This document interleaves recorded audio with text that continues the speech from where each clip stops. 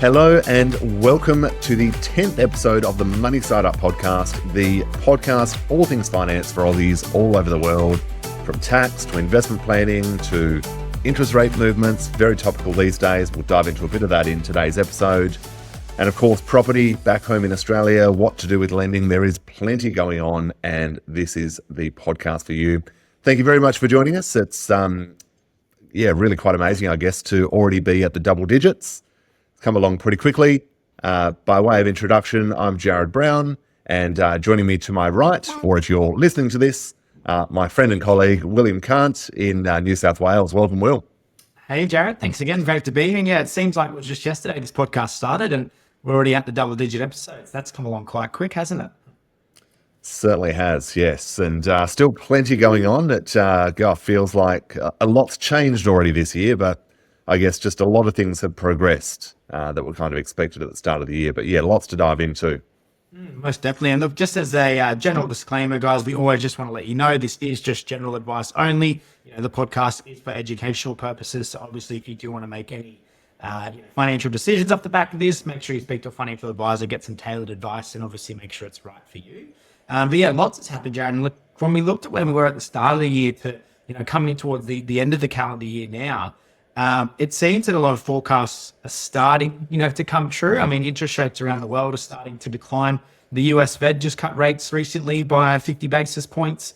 So that's starting to come along. Australia lagging a little bit though. I mean, the RBA had held rates the other day, but I think it was Macquarie Bank I just saw have a new fixed rate for 2 years at 5.3 or 5.4%.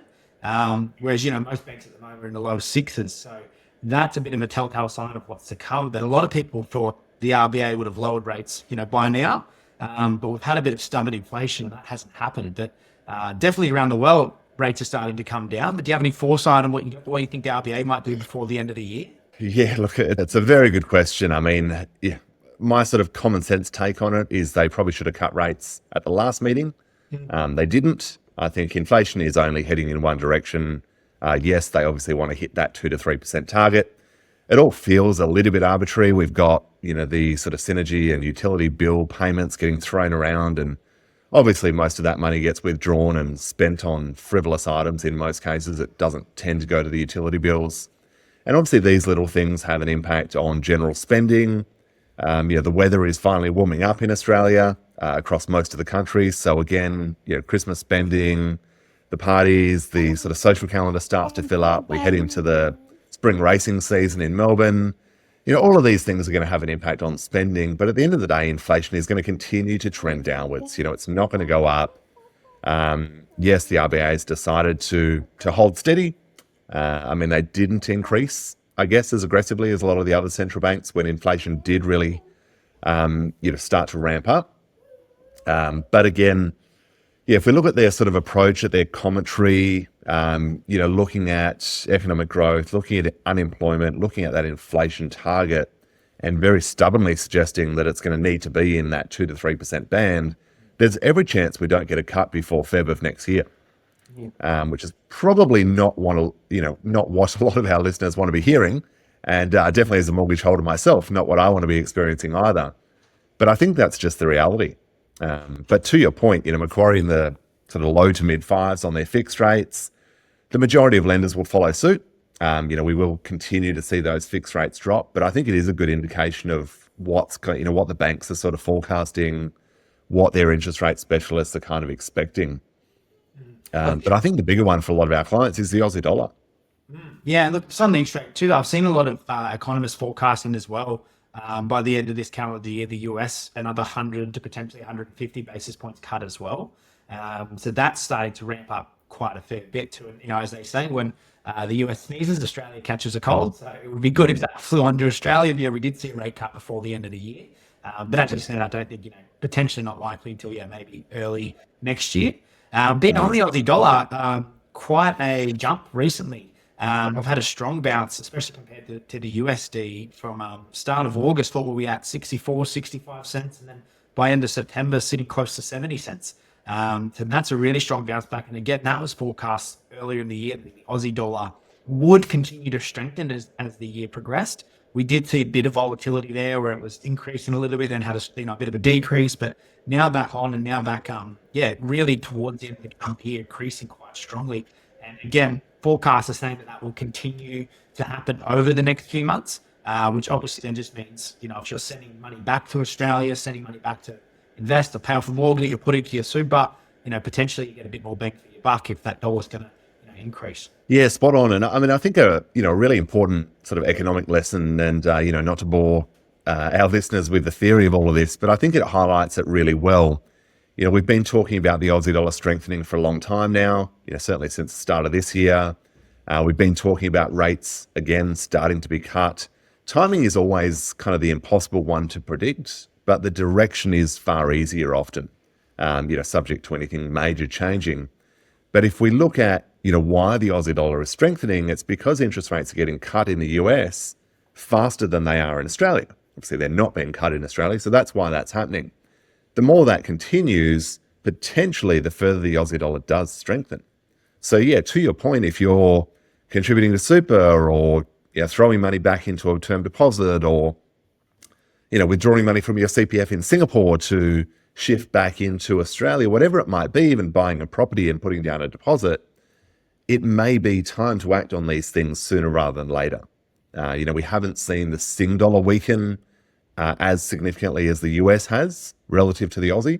So I think we're still at around that sort of 113, 114 level, which is great if you're working in Singapore as an Australian and shifting money back to Australia.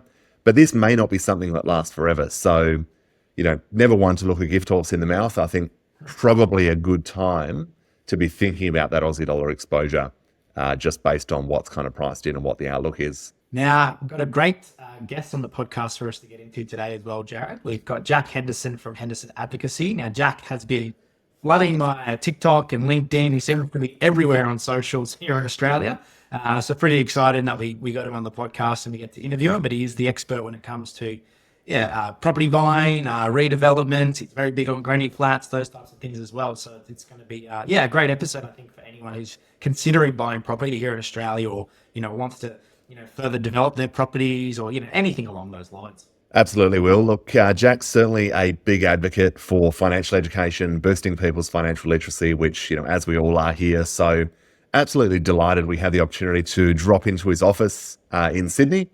So without further ado, we might cross to the interview and see what Jack's got to share. Ladies and gentlemen, thank you very much for tuning into our podcast again today. We are absolutely delighted to have Jack Henderson with us today, absolute expert guru in the property space. If you haven't seen him online, you're probably not spending enough time there. That's right. No doubt you've seen his videos. The algorithm hasn't gotten you yet. Stay tuned, it's coming.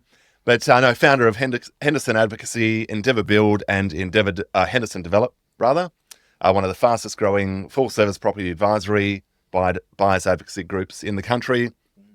Bought your first property at 18. A lot to unpack today, particularly for our client base. Property remains of interest. But again, it's not property is not all the same like shares. We need to be doing that due diligence, looking at the good assets, the bad assets. So plenty to unpack. But I guess, first and foremost, thank you for joining us. Thank you. Thanks for coming into the office, boys. It's good to have you here. It's a nice studio you've got here. Thank you. Absolutely. Brand new table. Good to be in Sydney. A bit of a change of weather for us. Well, at least for me anyway. Yeah. And Will coming out of the cold a little bit. But mate, let's start at the very beginning, I guess. What got you interested in property? Why real estate? Start whenever you'd like to start. The important questions. So unlike you, gents, you're obviously formally educated, went to university. I did not. And I got kicked out of school when I was 15. And naturally, when you get kicked out of school at 15 and go into a trade, I was working in civil construction. The future doesn't look all that bright. So I obviously didn't have a formal education and I wanted to be wealthy, right? So usually those two things don't go hand in hand. So then I started educating myself on real estate and investing through YouTube and podcasts and all the rest of it. Found a guy by the name of Chris Gray, who I'm not sure if you're familiar with, but at the time he was like, the property guru in the Sydney scene, had the yacht on the harbour, had the Lamborghini, had the, beautiful apartment in Darling Point. And I thought, well, this bloke seems to be living the life, so let me follow in his footsteps. So was getting mentored directly and indirectly by him. Bought my first property at 18 through the guidance of Chris, which was a 2-bedroom apartment in Coogee.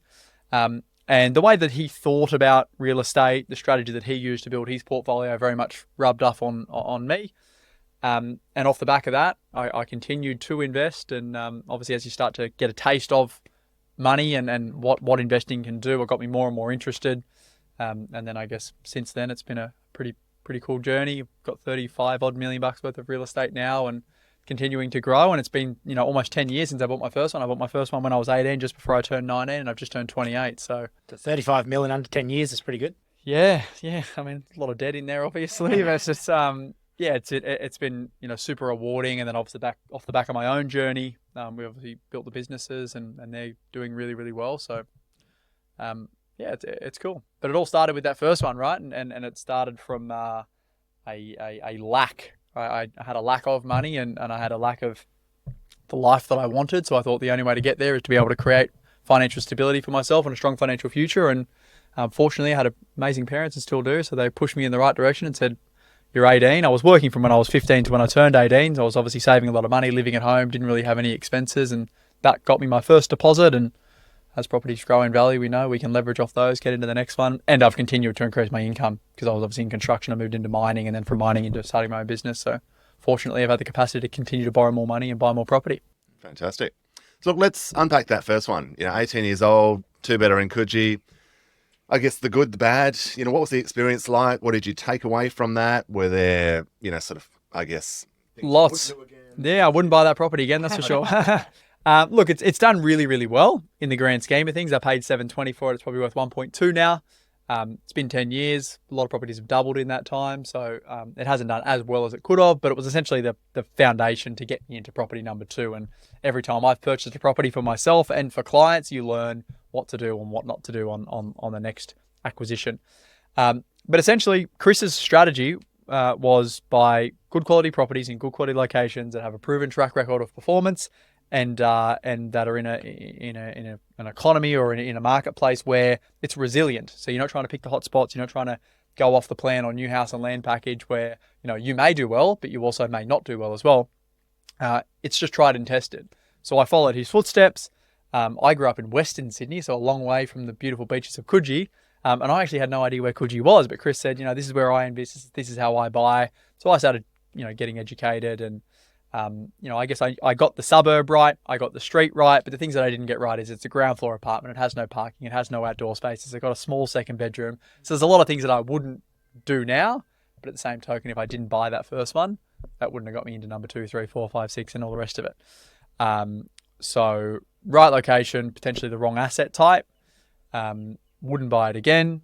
But if I could buy another apartment in Coogee for 720 grand a day, I'd probably buy 20 of them. So, but it sounds like too, you've got those, that money building habit. Like that's one of the first things we do with clients. We say you need to have the right habits in place. Like you need to have that right mentality. And even if you do buy, a shit property or the wrong property, yeah, you're still making the moves forward. It can still be, the right thing to do. It's definitely the right thing. Without it, I wouldn't be here for sure. So, the great thing about real estate is it's forced savings, right? Like once you get a mortgage, you don't pay it. You won't have a property for very long and you probably won't have much else in your life. So I guess the thing that attracted me to property over other asset classes is that, one, you can obviously take advantage of leverage and save a relatively small amount of money and get into a large asset.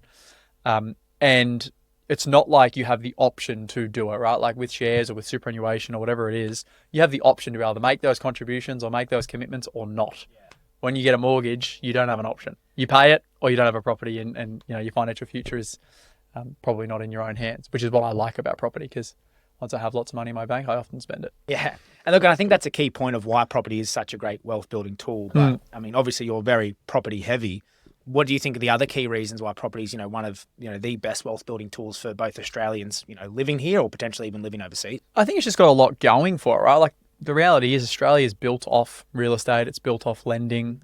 Biggest companies in Australia are either mining or banks. So, there's a lot going for property and there's a lot of people who want to see it do well, which is a positive thing. We're obviously a rapidly growing economy. Like I just got back from the US and much more established, right? A lot more people, a lot of markets not doing so well, a lot of markets doing potentially a little bit better.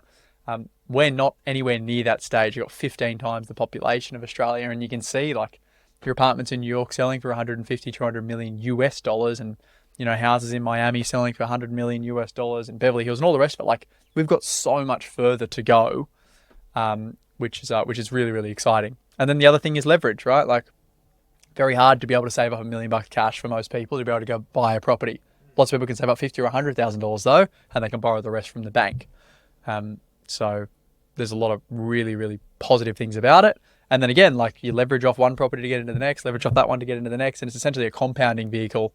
But I believe property is not for cash flow. Like, you shouldn't invest in property for cash flow, regardless if you've got a positively cash flowed property. Extra $50 a week is all it's probably providing. Yeah, that's right. And the reality is, if you were positive at 2% interest rates, you're probably negative now at 6.5% interest rates, right? So it's a variable that's out of your control. But the incredible thing about real estate is the compounding effect of the growth you're able to get. Because the reality is, if you put $100,000 of cash into $1 million asset and it grows by 10%, and you make $100,000 in capital growth, you've essentially got 100% return on your cash invested from a gross point of view, obviously not net.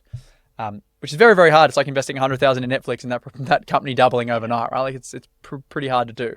So that's the really cool thing about real estate, and it's obviously helped me and a lot of our clients build pretty substantial wealth in a relatively short period of time. Yeah, we use that example quite regularly, where we say if you had the same amount of money into a share portfolio and you got the average return of the ASX, 9.8% or whatever it is last 30 odd years, compared to the average return in property, because you're buying such a larger asset, you're getting so much more asset growth. Exactly. Even though the shares are growing at a higher rate. Yeah, the actual percentage return you're getting on shares is greater, right? And you're probably getting dividends along the way and all the rest of it, because you're not taking advantage, for the most part, leverage. You're not getting, the compounding effect. But the downsides are, if you over leverage and it goes the other way, that's right, there's risk involved. But I mean, history shows us that in Australia, it's highly unlikely that the marketplace is going to take significant dips. And the most recent time, and I chat to people about this all the time, it's like, well, what happens if rates go up? And what happens if, we go into a GFC or some sort of recession? I go, you've only got to look back 24 months, right? Like, you think about COVID, when COVID first hit and businesses shut down, people, weren't going to work, they were unsure, how are they going to pay their mortgage? Within 2 months, the banks have said, let's go on mortgage holidays. The government started throwing money at everyone. And it just shows you, I mean, it happened globally, but especially in Australia, it shows you that the government and the banks don't want us to fail, because it doesn't just affect us negatively, it affects them negatively as well. Everyone's got their best interests at heart. So I think even in the worst case scenario, the downside risks generally aren't that bad. So for your average client then that you see, where are the main traps that they fall into, or places where they go wrong? What are some errors that you've seen in your career? So there's probably two parts to it. There's people who invest before coming to us, and the massive traps. And my parents fell into this. Hence the reason my investment strategy is what it is they buy the wrong assets. So they go and buy the off the plan or the house and land package or the regional property or the mining town property, because they get sold that they're going to make millions of dollars in a short period of time. Which, as you guys would know, it's often too good to be true. It's too good to be true.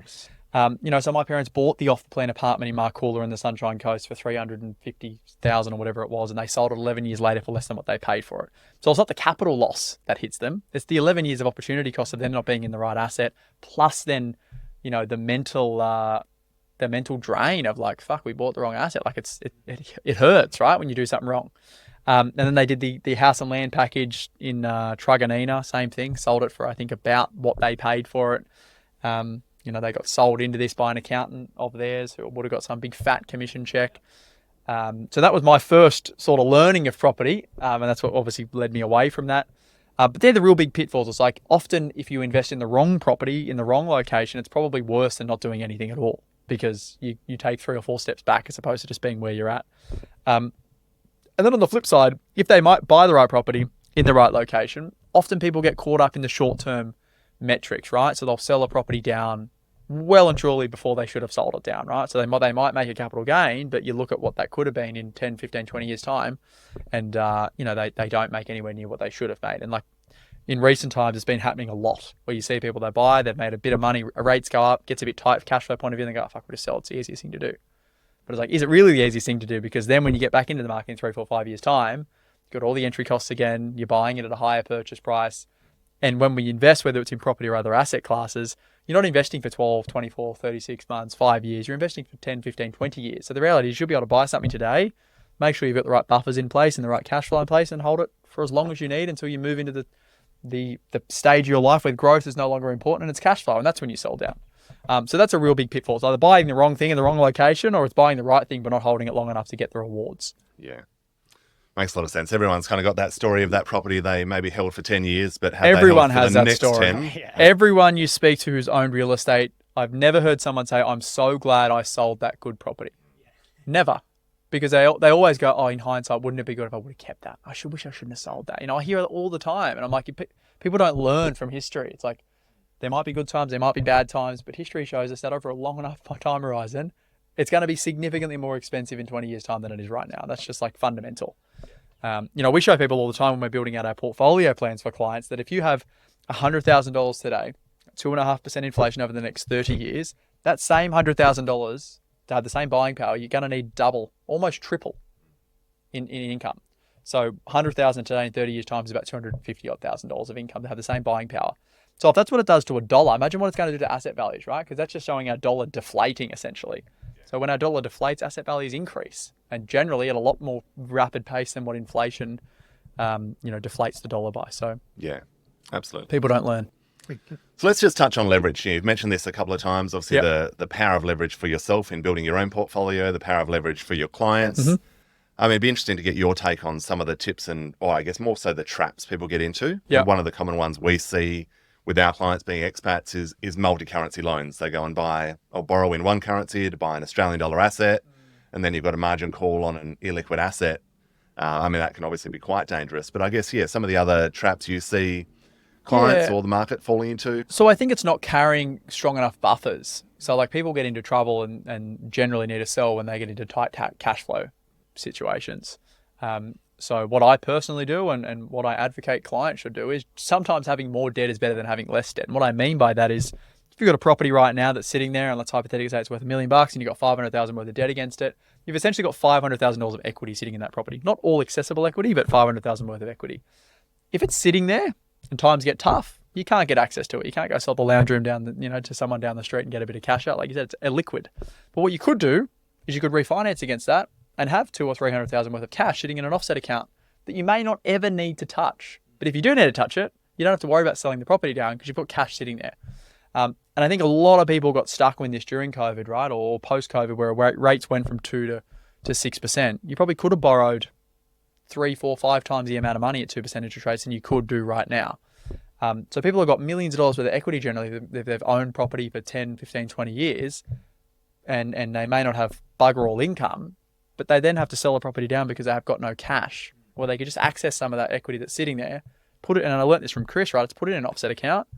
Hopefully you never need to touch it. But if you do, I'd much rather have 3, 4, 5 years worth of buffer sitting there that you can draw down on. And sure, you are creating more debt, but if you hold the property for long enough and you've got enough buffer to keep holding it, generally the market moves at a much more rapid pace than our drawdown. So that's a really big one. It's like if you're carrying debt, you need to carry a relative buffer, and the more debt you carry, the more you need to have in buffer. So I generally say that for if you're carrying $1.5 million worth of debt, you should have a 10% buffer sitting there. You're carrying $15 million worth of debt, you should have a 10% buffer sitting there, right? So the percentage doesn't change, but the amount of money sitting there changes. And that's just to ride out the lean times, especially if you're in a business that is, cyclical, or you're in, a job, an expat, for example, that you may have today and may not have in 24 months time. Or if you return home, for example, you go from earning $500,000 tax-free in Dubai to earning, $300,000 tax in Australia. There's big adjustments, right? So if you've got buffers sitting there, I think it makes it much easier. And then another thing I think is with leverage, again, if you buy the wrong asset in the wrong location, having debt sitting there and essentially knowing that it's not going to grow and it hasn't grown for the last 5 to 10 years, people just keep holding on, going, yeah, the market might turn. But it's like, there's a Japanese saying, can't remember the exact words, but it's essentially if you get on the wrong train, get off at the nearest stop and get on the right train back the other way, right? Don't just keep waiting until your 20 train stops away and you go, shit. The hole. Exactly. So I really focus on that. It's like if it's been like 2, 3, 4 years, and like in recent times, it's like the most prime example of it. If you've got a property that hasn't grown over the last 5 years or has grown at a very minimal rate, it's been one of the most extreme growth conditions we've had ever. So if it hasn't grown during that times, what's the likelihood it's going to grow through, times that are a little bit more lean? I would say almost impossible. So fuck that property off and get something else. Yeah. Especially if you're carrying debt against it. It's like it's opportunity cost. Yeah. I think some people get sort of stuck in this trap where it's like the property owes them something. Same thing with shares. Shares go down, it'll come back. Well, actually, no. Yeah, that's the market right. doesn't care what price you paid for it. That's right. Exactly right. So I think, yeah, get out of it and get into something else that's going to perform. And often you can regain those losses really, really quickly if you buy the right asset or the right businesses, for example. Yeah. Well, speaking of right assets, right businesses and performing, where do you see the market heading for the next 5 to 10 years and what are going to be the opportunities there? No Any idea hot where areas? it's going to go for Bring the out next the 5 or crystal 10. ball? Yeah, but look, I mean, all I do is look at history, right? History shows us that over a 10-year period, the market will likely do really good. What happens between now and then, I've got no idea. It's likely to go up, down, and in between. But again, you hold the right properties, you hold the right buffers, and you hold it for a long enough time horizon. I near bet my life the property is going to be significantly more expensive in 10 years' time than it is right now. And that's just due to fundamentals. The governments around the world will continue to print more money. There will continue to be population growth. We're in an amazing country. There is no more land to be supplied in locations like Sydney, for example. So if you want to buy a property in a great suburb, you're going to have to buy it off someone else, and you're generally going to have to pay a premium price for it. All of these things that will fundamentally not change will have a positive impact on the marketplace. And I guess to make sure that you hedge your risk and you minimize not buying a dud, it's just investing in good quality locations. That will never be cheap. I think that's where the people go wrong in my point of view is they're always trying to find value in the market. They're always trying to find something that's cheap, and then they compare it to like, oh, you can buy a house in Perth's a great example right now. Buy a house in Perth for 400 grand. In Sydney, that same house would be $1.5 million. And it's like, yeah, but there's a reason for that. There's a reason the house in Perth is 400. There's a reason there's a house in Sydney that's $1.5 million. You look at Perth's track record, and sure, I'm generalizing here, but Perth generally has been the city in Australia that has performed nearly the worst especially in comparison to the East Coast. So like a lot of people are jumping into that marketplace now. They're buying properties, they're making a lot of money in a short period of time, but fundamentally, if the mining industry changes, resources take a shit, it's not good, and that generally will affect the property market. And a lot of the growth in that market right now is driven by investors as well, which is not sustainable growth because 70% of our market in Australia is made up of owner-occupied buyers. So when I want to invest in a property that mum and dad and the 2 kids want to live in forever because it's close to the schools, close to the parks. It's in an owner-occupied dominated marketplace, and that is consistent growth. You don't usually see spikes like 30 or 40 or 50% in a short period of time in marketplaces that are dominated by owner-occupiers. So how do you balance that then, the residential side of the property with the commercial side of property, like especially dealing with clients or even your own? Yeah, so it's not about residential or commercial, it's about residential and commercial. So we have an investment strategy that I personally use and we use for our clients, and essentially it goes through stages, right? So if you're starting off with cash, no debt, and you're at the start of your journey, you're in an accumulation phase, right? You need to grow your wealth before you can worry about generating cash flow. And your cash flow solely comes from your job, your business, whatever it is. So we focus on accumulation, grow your wealth, start to grow your asset base. Then we go to an acceleration phase, which is essentially with the properties that you've bought, can we add any value to those, both from a capital improvement point of view or a rental yield point of view, potentially adding second dwellings or adding bedrooms, whatever it is. And then from acceleration, we go into the most boring part of the whole journey, which is essentially the incubation stage, we call it, right? Which is like sit on your properties and go and enjoy your life or sit on...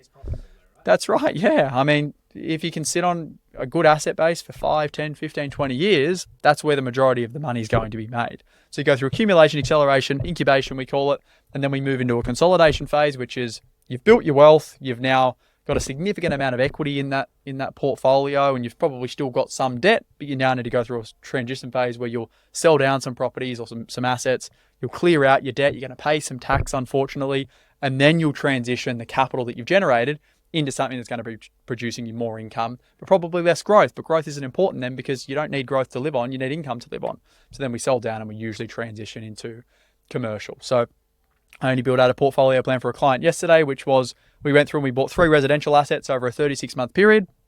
We hold those 3 residential assets, which is about 3.2 million gross assets by the time we finish buying. We hold them for 10 years. I think it might be slightly less than 10 years.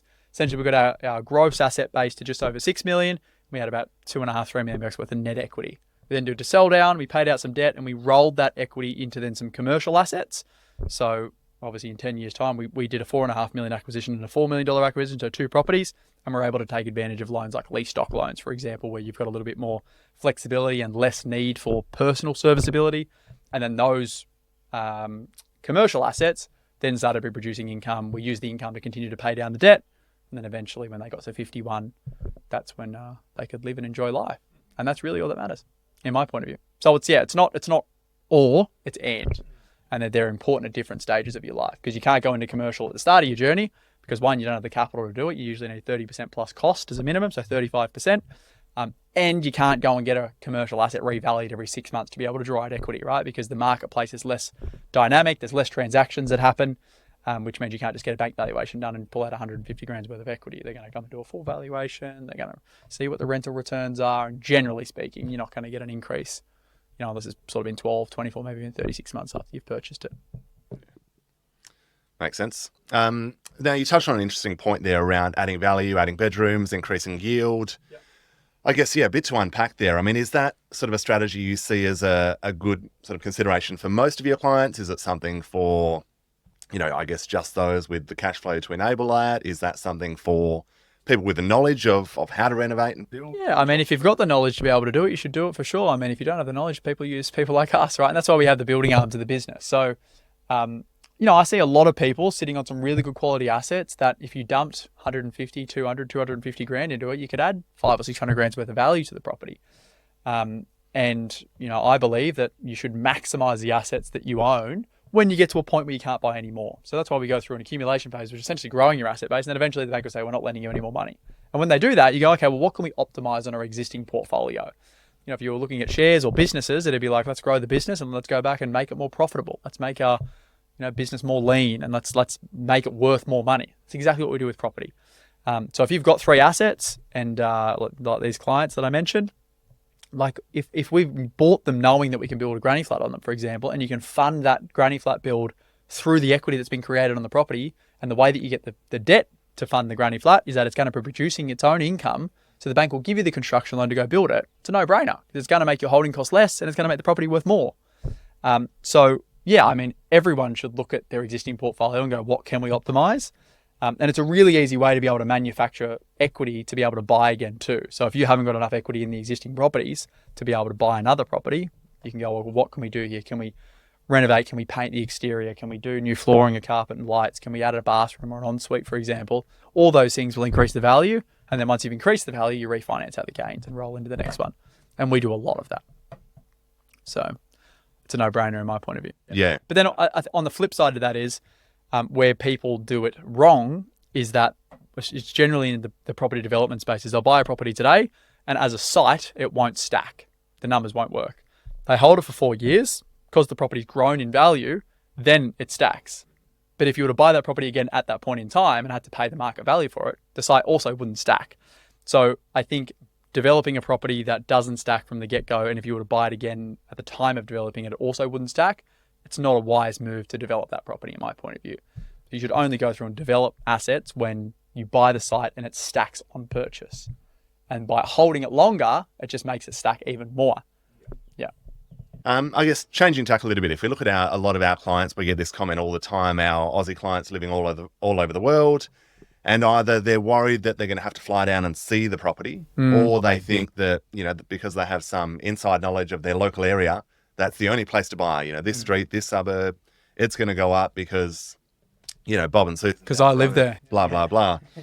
I guess, could you shed some light on, maybe some of the expat clients you've worked with, some of the unique challenges perhaps from, buying property overseas, sight unseen, dealing with the entire process? So, I mean, the challenge is, right, you're not there. So unless you're working with someone that you trust, it's a worrisome thing because you're spending a lot of money. You're not going to see it. And if you don't trust the person, you don't really know what you're buying and where you're buying. So, I'm actually a believer of not necessarily the person going there and seeing the property, but at least if they did go there, they would find it a nice place. I think one of the issues people have is they go, well, I'm never going to live in the property, so I don't care. If they often drove down the street or took their kids for a walk down the street, they would never go there ever again because it's a shithole. So that's a bad thing. So I think having a personal preference to it, if you're of a good demographic, is actually a good thing. Because what I see with property is lots of people make a lot of money through their owner-occupier homes. Almost nobody makes money through investing. That's what I see personally. Like, I don't know anyone personally who's retired through an investment portfolio.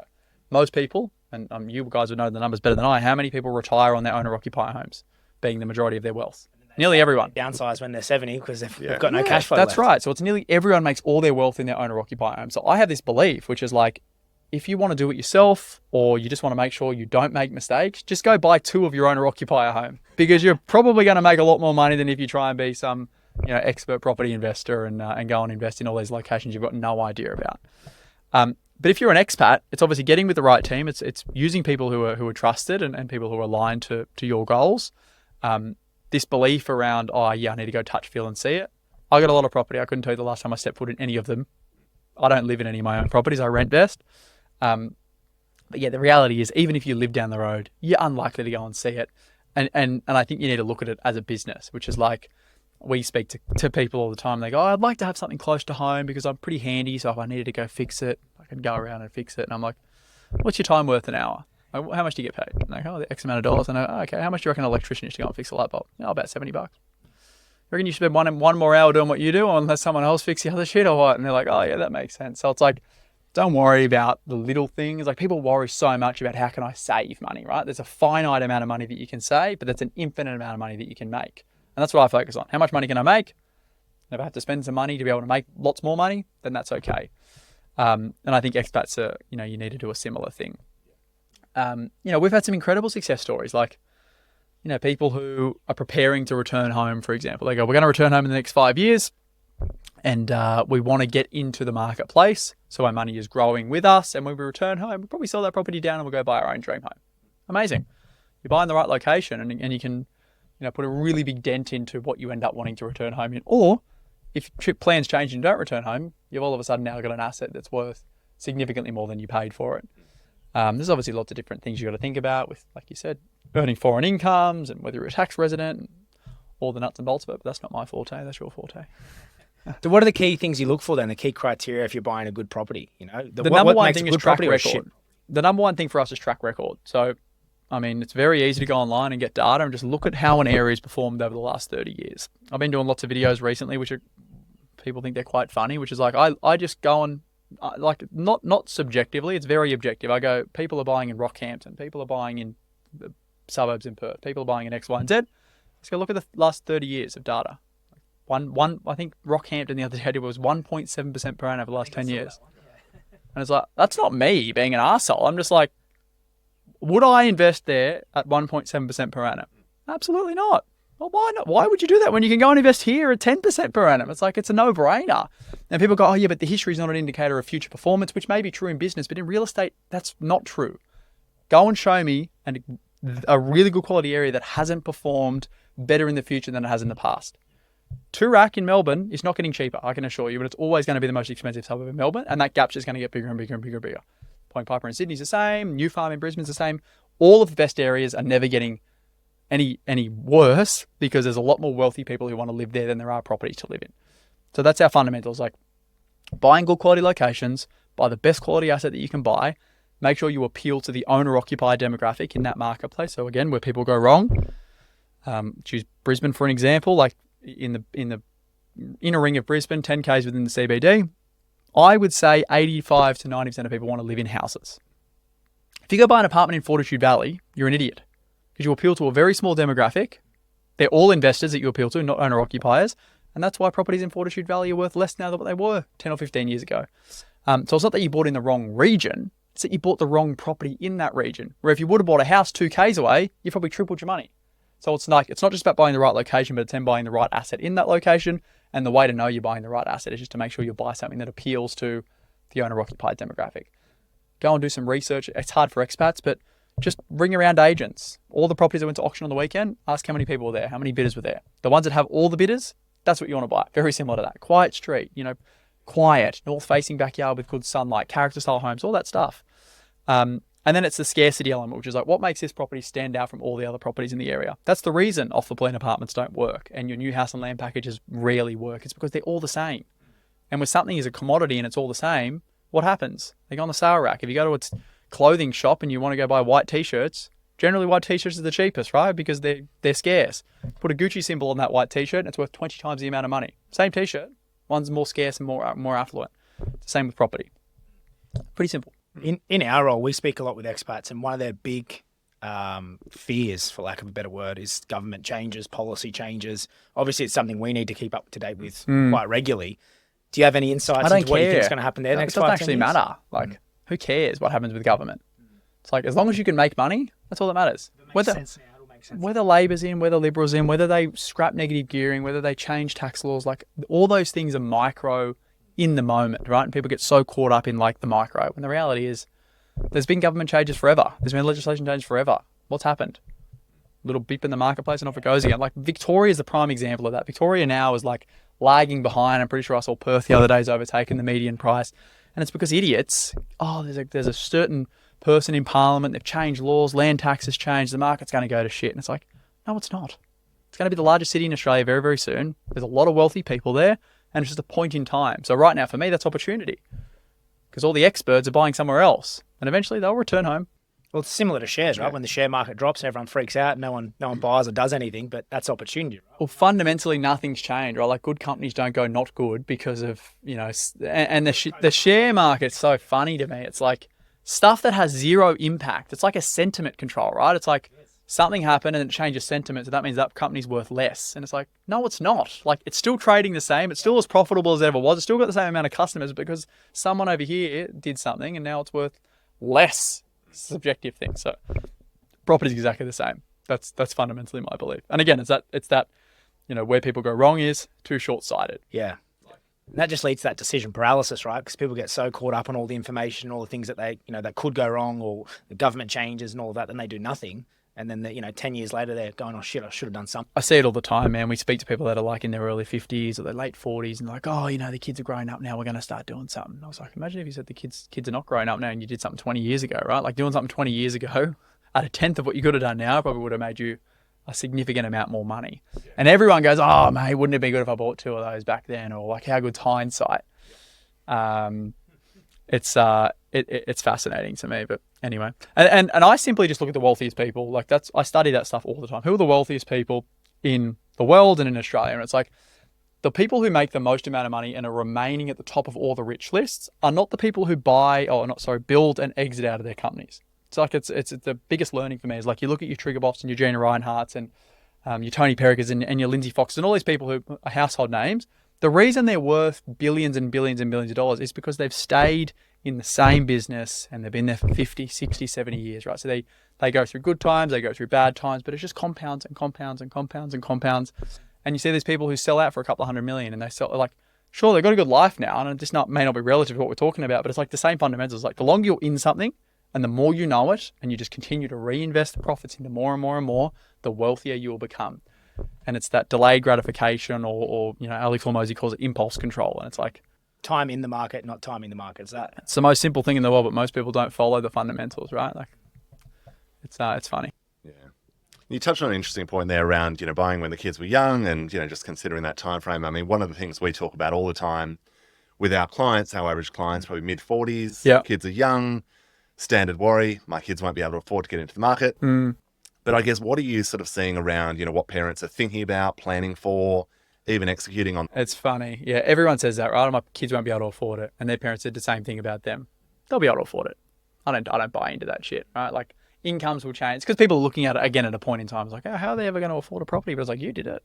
And your mum and dad likely did it. And their parents did it. So it all works out in the end. Incomes will continue to increase. Government will continue to help people get into the market. I think right now is the greatest time ever to be a first home buyer. In Queensland, in New South Wales, 5% deposit you need as a first home buyer, no lender's mortgage insurance, and you'll pay no stamp duty up to a certain price point. To buy a $700,000 property, you need $35,000. People spend that on a brand new car every single day. They spend that on a European holiday every single year. Like that's the reality. So it's never been easier, I think, to get into the marketplace. What's changed is like people's mentality. They want everything, right? And often, which is again funny, and I learned this from my parents, it's like when parents grow up, they want to give their kids the things that they never had. But the reason my parents and likely your parents are resilient and they've built what they had is because they didn't have it when they were young. So then people, parents try to fill this gap with like, oh, I want my kids to have a property. I want my kids to have the upbringing that I never had. Then it fucks the kids. They become entitled and the reason they're the way they are and they're resilient and they've built it is because they didn't have it. So they drive and they want it. But when you give everything to people, they don't know how hard it is and they never will know because, they get it given to them. Sometimes working for it's the funnest part though, right? Well, the journey is by far the funnest part. Like you see it time and time again. I'm sure if you saw James Packer's thing recently on 60 Minutes, like that's a prime example, right? He's got billions and billions of dollars, had an incredible life, but his dad built it, got it given to him, and that's the downside to it, is because he didn't have that drive and that want, where I almost guarantee if he was in the hustle and he had to build it for himself, all of a sudden you'd have this different appreciation for it. You got different problems. So I don't buy into the, my parents won't, or my kids won't be able to do it. I think teach your kids the lessons that you want them to learn, build a significant amount of wealth for yourself, and when you fall off the face of the earth and go into the ground, give it to them, but not before then. That's what I believe. Okay. And I guess just taking a little element of that, what's your view on, younger generations? Obviously, we see the headlines all the time, and I think we're probably all on the same page around just how tough or easy it is to actually get into the market these days. Yeah. But what's your view on, in the next generation or generation after that, just simply being long-term renters and not actually owning property? I think in your major cities, that's going to be very normal, which it is globally, right? Yeah, like, if you're in New York, or if you're in LA, or if you're in Tokyo, or if you're in any of these major cities, Hong Kong, renting's very normal. Doesn't mean they don't own property elsewhere, or they haven't invested elsewhere. Like property, Australia is a very property-centric nation. Other global countries are not like that. A US is not like a global, or is not a nation that's property-centric. But yeah, I think it's going to be very normal to rent in Sydney. You want to live within 10 Ks of the city, it shouldn't be easy to buy a property here.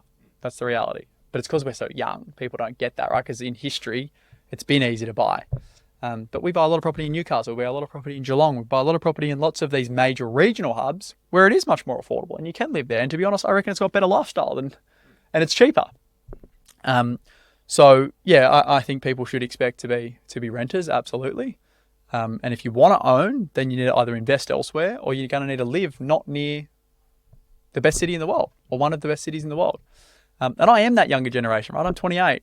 I've just been through that. And I know I grew up alongside a lot of people, and I look at our trajectories. There's zilch difference. We all earned the same amount of money. We all had the same upbringing. We grew up in similar areas. The difference has nothing to do with what we had and what we didn't have. The difference has to do with up here. They traveled Europe. They did all this cool shit. I had envy at that point in time when they were doing all that, but I invested and I had to work. Flip that on its head 10 years in advance, it looks very different now. And now they're the ones that are envious. And I'm probably still a little bit envious of them because they got to enjoy their life. But it's like you can't have everything, right? So, and we buy property all the time for young people in their early 20s, their late teens. They save up that money. The younger you do it, I believe, the easier it is. The later you leave it, the more life baggage you have. You got kids, you go through a divorce, you've got all this shit that gets loaded on. Then it's hard. It's lifestyle creep, right? You spend more the older you get. Exactly right. With younger, if you're 18 or 19 or 20 or 22 or 23, like you buckle down for 24 months and you don't need to do anything else right for the rest of your life. You just got to hold a really good quality property. And we've seen what happens, right? Grandma and granddaddy bought their house when they were 20 years old, never sold out of it, and they sell it for $6 million in 50 years time. Like that's the reality. So that's my focus, is get in as young as you can, and it makes everything else easier. Okay. Perfect. So lastly then, give us one piece of advice for Aussies living overseas, whether they're going to come back home or not, but Aussies living overseas, on how to make their money work as best as they possibly can for them. Well, I think it's the first, in my belief, the way that I look at my own finances is that our biggest single expense is tax. Some of these people overseas don't pay tax. That's incredible. But in Australia, our biggest expense is tax. Like it's almost 50% of what you take home. So my first thing to everyone is tax optimization. How can you pay less of it, and how can you make your money go further? Because you haven't even got to earn more money, but if you can make up 10% in your tax bill, you've just given yourself a 10% pay increase. So tax optimization is the first thing. Get the right advice around structuring and what tax looks like if you sell, if you return home to the country, all these other things. And then once you've got those two things sorted, then it's just about investing in really good quality assets. Like that's it. And having a long-term approach, right? So don't try and get rich overnight. Try and get rich for sure, which is investing in good quality properties for a long period of time. And having a plan is like the most important thing, right? Like the plan that I mentioned, I built it for a client yesterday. Like they're in their early 30s. They want to have freedom when they're in their 50s. And it's like, they don't need to do much. They need to buy 3 properties over 20 years. Make sure you do them as soon as you possibly can, because then you're going to get the long tail of the compounding for a longer period of time. And all you got to do is hold. let the marketplace do all the heavy lifting. You go and enjoy your life, and then come back in 15 years' time, sell them down, put them into something that's producing cash flow, and that's literally how easy it is, right? So we do that day to day too, right? Like the amount of times we've had a client sit across from us and we say, you know, what do you want to do? I want to be financially independent. Okay, well, you're on track? I don't know. When are you going to get there? I don't know. You know, what's it look like when you do get there? I don't know. Like, let's get a plan. Let's sort this out. Let's actually say, right, well, you know, if you did A, B, and C, you'd get there 5 years sooner or 10 years sooner. If you keep doing what you're doing, you're not going to get there till 70. You're going to be on the age pension. It's true. You know? So it's people don't have that kind of forward-looking mentality. Because they don't know. Like I talk to people all the time, and they say, and they go, I want to. Let's say they earn 300,000 combined income. Well, what do you guys ideally want to retire on? 500. Unfortunately, those numbers don't stack. Generally speaking, what you earn, you can't retire on more of that, right? It's like you should be retiring on the same, if not less, in my point of view. Because generally, when you have no debt and all the other expenses, you need less. So getting clear that like your income will directly affect how much money you will have at the end of your time. How early you start will directly impact that. I'm not superannuation expert, but I've seen people who've done very, very well out of superannuation. And often, again, the earlier you start in super, the better the number's going to be. Like people now think about 45, 50, we'll start focusing on super. They've done minimum contributions up until that point, and they go, oh, shit. And that's like the most tax effective, retirement strategy there is. So all those things, there's like tax optimization, structuring, have a plan, best for the long term, the most simple shit that everyone says day in, day out. But the reason people say it is because it works. Thank you. Thank you so much for joining us on the podcast. I'm sure everyone's got a lot of value out of that. Thank you. I think you've given us, a lot to think about. Keep it simple. If it's exciting, you're probably doing it wrong. Asset and location, not one or the other. That's right. Always both. Just some really, really tremendous insights there. Obviously, we'll include your details in the notes. So thank you. Anyone who hasn't heard of you, probably living under a rock, but right. Definitely get online, follow Jack. Google and Apple now will track you down as soon as you say my name. That's it. They just retarget you. Fantastic. Thanks, gents. Hugely grateful for your time today. Legends. Touch. Thank you. So that was an awesome interview, I think, with Jack Henderson from Henderson Advocacy. It was really good to get some of his takes. He's definitely a vibrant character, which is what we love. He's got strong opinions on property, and it's always good to hear those opinions. But his business is doing very well. His clients doing very well with property. So definitely someone to continue to get ideas from and see where that path takes. Now, guys, as we have mentioned previously on the podcast, we will be releasing an episode of this podcast every single month on the last Wednesday of the month. You can find the podcast on all of your major streaming services, YouTube, Apple, Spotify. We upload it to everything. So anything that you use to get your podcast, you should be able to find us there. And again, every single month, we will be interviewing a different expert on topics ranging from move back to Australia, repatriating, setting up your will and estate planning, overseas, moving to different countries, investing in different countries, you name it. But two, we always want to hear from our listeners. So if you ever have any questions, if you ever want us to cover anything on the topic, definitely reach out to us and we can find the perfect expert to interview for that topic. Definitely. Thanks, Will. And yes, as mentioned, if you do have suggestions or any improvements or topics you want to hear about, let us know. We'd love to hear from you. Likewise, if you're getting value from the podcast, do let other people know. We don't advertise. We're not here to sell anything. So if you are getting value, if you're finding the content useful, let your friends know, let your colleagues know. However you found out about the podcast, again, please do share it, spread the word. If you'd like to leave us a 5-star review, of course, we'd be incredibly grateful. But really appreciate your time giving up your hour and a bit to listen to Will and I and hopefully share a bit of value and some hopefully useful information. But as Will said, we are on all of the streaming channels. Do remember to follow us on the social channels at Money Side Up. We're on Instagram, Facebook, LinkedIn, Twitter or X, depending on your sort of preferred title. So you can check us out there. Next month, we will be interviewing an expert on all things Singapore immigration. So employment passes, applying for PR, S passes, dependent passes, all of these weird and wonderful things. So if you've thought about moving to Singapore, you're living in Singapore and applying for PR, or you're thinking about leaving Singapore, do check that one out. There'll be a ton of value in that episode, I'm sure. We look forward to seeing you in the next one, but thank you again very much for your time. Till next time, guys.